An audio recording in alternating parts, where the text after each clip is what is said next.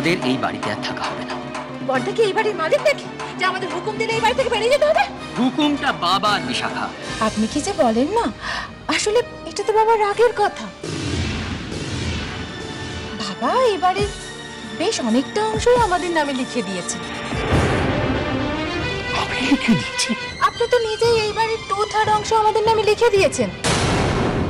পয়া মন্দির এখন থেকে এখানে আসার আর দরকার নেই সুবিমান। কিন্তু কেন? পয়া মন্দির সঙ্গে যদি রোহন ইন্টিমেসিটা বাড়ে, পয়া মন্দির যদি ওকে বুঝিয়ে দিতে পারে যে রোহনই ওর স্বামী, তখন তুমি দেখো, আমি তোমাকে বলছি তোমার কিচ্ছু হবে না। তোমার রোহন তোমারই থাকবে। তুমি আমার উপর বিশ্বাস রাখো, আমি বলছি তোমাকে। আমার রোহনকে আমি একবার হারিয়েছি সুবিমান, দ্বিতীয়বার আমি হারাতে পারবো না ওকে। এটাকে ভালো করে পড়ে দেখুন, এই দলিলে কি কি লেখা আছে।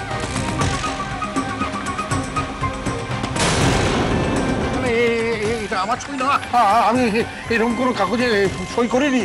আমি শ্রী নিখিলেশ বন্দ্যোপাধ্যায়ের সজ্ঞানে জানাচ্ছি যে আমি আমার মধ্যম পুত্র শ্রী দৈপায়ন বন্দ্যোপাধ্যায়ের কাছ থেকে ব্যক্তিগত প্রয়োজনে 3 লক্ষ টাকা ধার হিসেবে গ্রহণ করি।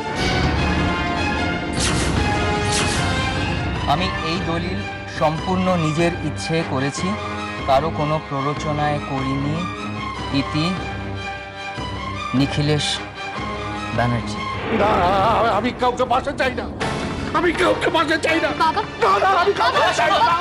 বাবা, বাবা, বাবা দরজা খোলো বাবা। সর্বনাশ! বাবা কি হলো নাকি? এই সময় শ্বশুরমশাই গলায় ধরে দিলে তো আমার আমার সমস্ত প্ল্যানটাই বানচাল হয়ে যাবে। বাবা আপনি শুনতে পাচ্ছেন না? দরজাটা বন্ধ। বাবা দরজাটা খুলে ফেল।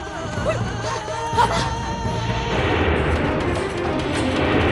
ও বাবা, ও বাবা, আমাকে মরতে দিও, আমাকে কেউ ভয় করে।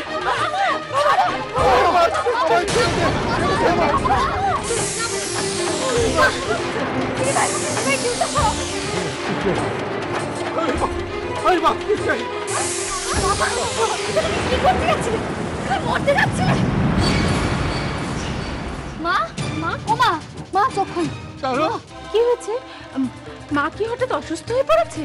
হ্যাঁ, মা অসুস্থই হয়ে পড়েছে, মারা যায়নি, অসুস্থই হয়ে পড়েছে।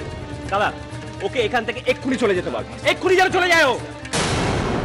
আমি ডক্টরকে ফোন করে দিয়েছি, ডক্টর এক্ষুনি আসবে, মা একদম সুস্থ হয়ে যাবে। ওই তো দেখো, ওই তো মা চোখ খুলছে। তোমার কষ্ট হচ্ছে?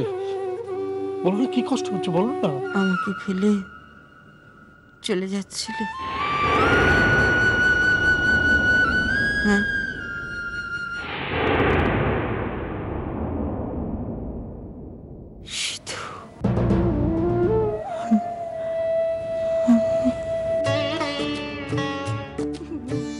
মা আমাদের চিনতে পারছে বড় বৌদি, তুমি দেখেছো? তুমি চিনতে পারছে মা? ভালো হয়ে গেছে মা, আমার রাজা।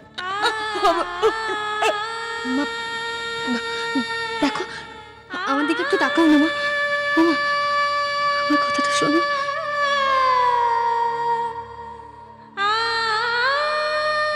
এমন জগদ্ধাত্রীর মতো চিরকালের মতো যাওয়ার আগে রাজা তো কোথাও চলে যায়নি মা, ও তো আছে।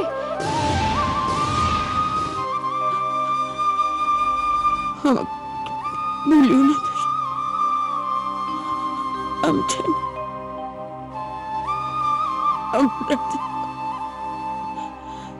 আমার রাজা কোনোদিন আমার মুখে ফিরে আসবেন না। আমি জানি।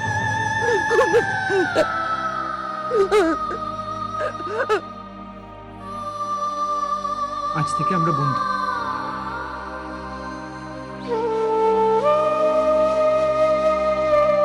আপনি যাতে আবার আপনাকে ফিরে পান, তার জন্য আমি আপ্রাণ চেষ্টা করব।